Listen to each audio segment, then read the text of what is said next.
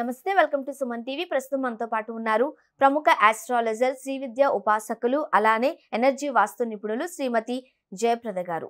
నమస్తే అండి. నమస్తే అమ్మ. శ్రీమాత్రే నమః. జయప్రద గారు, మనం ప్రతి వీడియోలోనూ వివిధ రాశులు గలవారు ఏ విధంగా ఉండే లక్షణాలు, వాళ్ళ పరిష్కార మార్గాలు, వాళ్ళ లక్కీ నంబర్, ఇవన్నీ మనం డిస్కస్ చేస్తున్నాం కదా.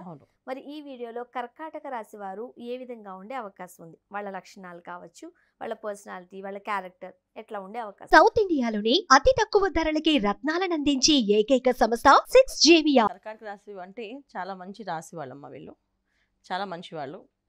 ఈ రాశిలో వాళ్ళకి లక్షణం ఏంటంటే వీళ్ళు చాలా సెన్సిటివ్ మనుషులు, బాగా సెన్సిటివ్. ఏ విషయానికి వాళ్ళు మూడ్ ఆఫ్ అయిపోతారో, ఏ విషయానికి వాళ్ళు యాక్టివ్గా మనతో మాట్లాడుతూ తెలియదు. సో అదొక సస్పెన్స్ ఉంటుంది వీళ్ళతో ఎప్పుడు కూడా.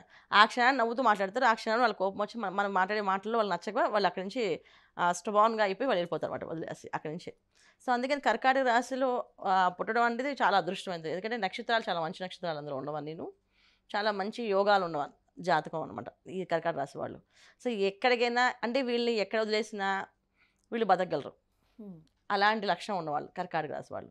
చాలా సెన్సిటివ్గా ఉంటారు, ఎదుటి వాళ్ళ దగ్గర నుంచి మంచినే కోరుకుంటారు, వీళ్ళు మంచిగా ఇవ్వాలి ట్రై చేస్తారు. సో చెడు అనేది ఇంతకొని తీసుకొని ఇష్టపడరు. వాళ్ళు ఇంత మంచి వాళ్ళు కాదంటే వాళ్ళు భరించారు వీళ్ళు. అంటే చాలామంది చూడండి, మనం కొంతమంది వాళ్ళు మంచి వాళ్ళు కాదురా, కానీ మనకి కావాల్సిన వరకు మనం పని చేయించుకోవచ్చు, మిగతా వదిలి అంటే వీళ్ళు అలా ఒప్పుకోరు. వాళ్ళు మంచి వాళ్ళు కానప్పుడు వాళ్ళు నేడుకొని మన దగ్గర రావద్దు, మనం ఇలాగే ఉండాలి, అమ్మో అలా ఉండకూడదు అని చెప్పేసి చాలా సెన్సిటివ్గా ఉంటారు నన్ను వీళ్ళు.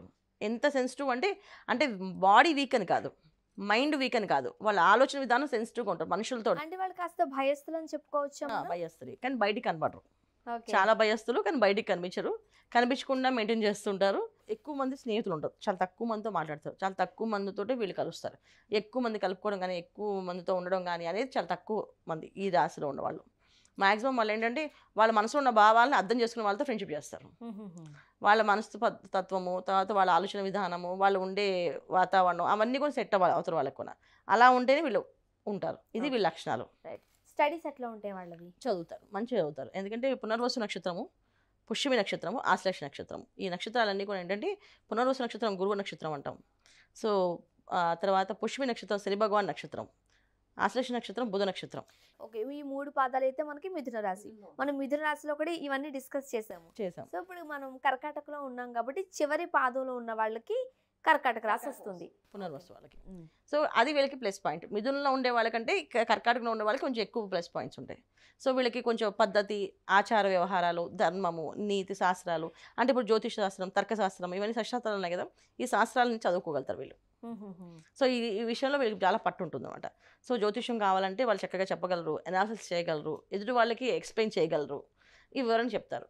కాకపోతే ఏంటంటే సెన్సిటివ్ మనస్తత్వం కనుక ఎప్పుడు వాళ్ళ మనసులో వాళ్ళకి బాధ కలగకుండా ఉన్నంతసేపు మనతో మాట్లాడతారు. వాళ్ళకి బాధ కలిగిందంటే ఆ మనిషిని ఆ క్షణాన్ని వదిలేస్తారు అనమాట.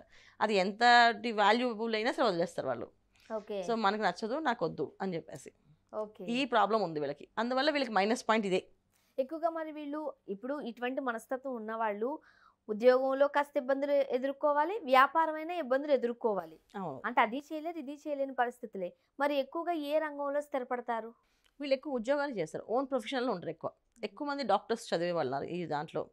అండ్ తర్వాత ఎక్కువ మంది ఏంటంటే వ్యాపారం చేస్తారు, వాళ్ళు ఓన్గా చేస్తారు, వాళ్ళు నీతి న్యాయంతో చేస్తారు వ్యాపారం.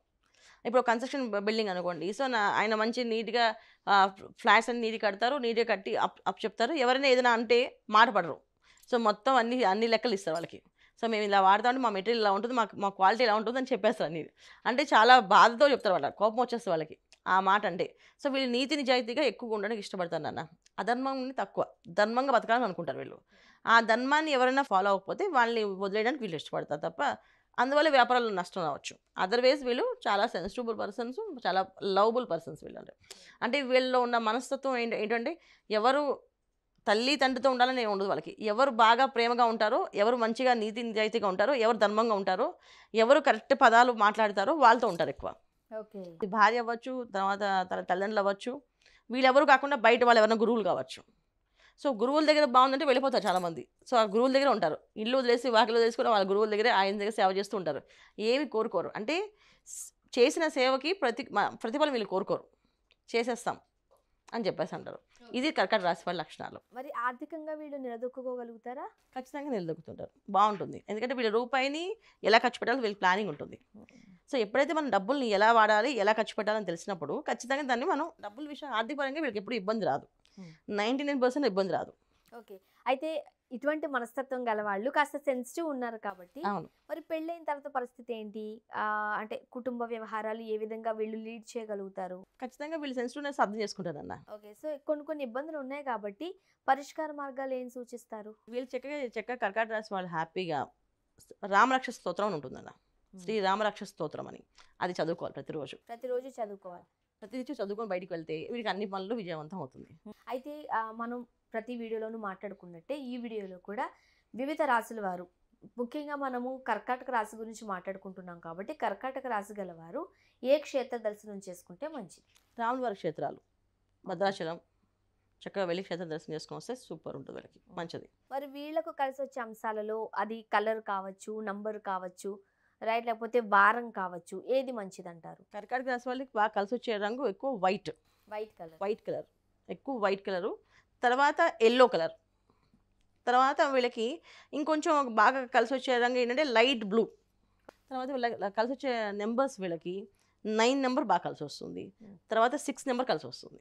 అండ్ ఏదైనా పని మొదలు పెట్టాలనుకుంటే ఏ రోజు మొదలు పెడితే మంచిది? గురువారం అన్న. జయప్రద గారు, కర్కాటక రాశి గల వారు ఏ విధంగా ఉంటారు, వాళ్ళ లక్షణాలు అలానే పరిష్కార మార్గాలు సూచించారు. ధన్యవాదాలు. నమస్తే అమ్మ. శ్రీమాత్రే నమః.